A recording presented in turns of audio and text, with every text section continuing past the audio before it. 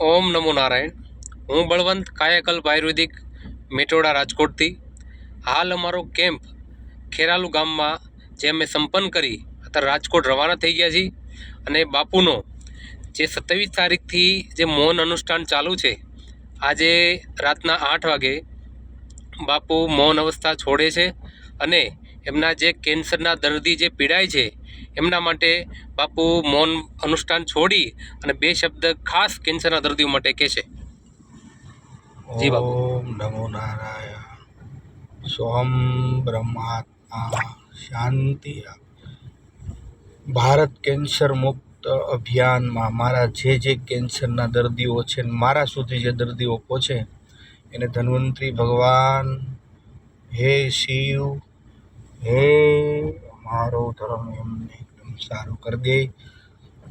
મારી દવામાં એવી ઉર્જા આવે, આયુર્વેદિક દવામાં ઉર્જા આવે કે જે કેન્સરના દર્દીઓને મારી દવા મળે એમને જળમૂળમાંથી કેન્સર મટે.